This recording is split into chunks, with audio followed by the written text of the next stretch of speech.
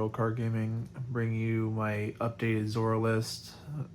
Got someone asking about it, so I figured I might as well make another deck list video for the updated list that I made.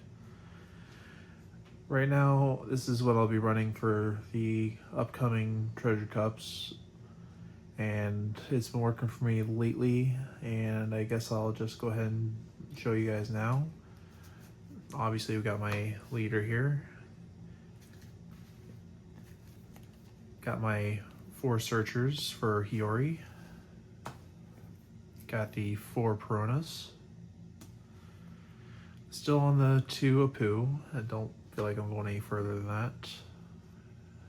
4 Koshiros, still sticking with those. Still only on 2 Shimotsuki Kozoburos. Honestly, I don't think I'm going to be going any higher. Just stick with the 2 Tashigis. And then obviously we still have to have the 4 Mihawks, 4 Zoros. I ended up going down to 3 Kuinas. Still sticking with the 2 Zoro blockers. Still on 3 Cavendish. Some let's go down to 2. I like my 3 because I want to see it. Heart is always going to be Tashigi for the 5 cost. Along with the other heart of the deck right now is Law. Gets all your combo pieces going. I went up to 2 10 cost Shanks. For a lot of matches, it can come in pretty good handy. Got the 1 0 cost event. I went up to 2 of the Dead Man's games. And I went down to 3 of the Restand Zoro event. I really don't want to say the entire name. But this is the list that has been working for me lately. And I've been getting a good feel of the format. Even going first against Emu, it still feels really close to a 50-50 match, no matter how it looks. I just have to make sure I rush them down. The harder I press, then the better it feels. If I can't see my pieces, then obviously I'm going to lose. But I still post the games whether I win or lose. I just don't want to post an Emu game after Emu game after Emu game after Emu game. It just feels kind of boring. So I will post different matches in between. Ace seems pretty basic to me. It feels more of a Zoro, I will win on a 60, maybe 65% of the time. That's how I feel personally. Others may feel differently, but again, it's my opinion. How you play it is very dependent. You just keep the pressure up, make sure their hand stays low.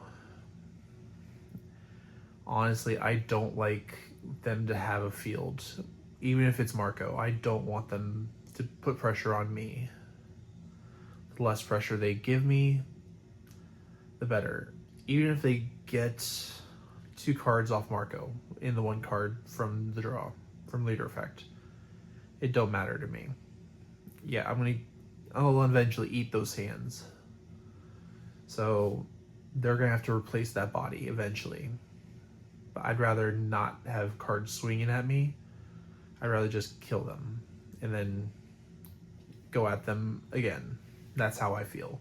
They either have to waste cards in their hand to protect Marco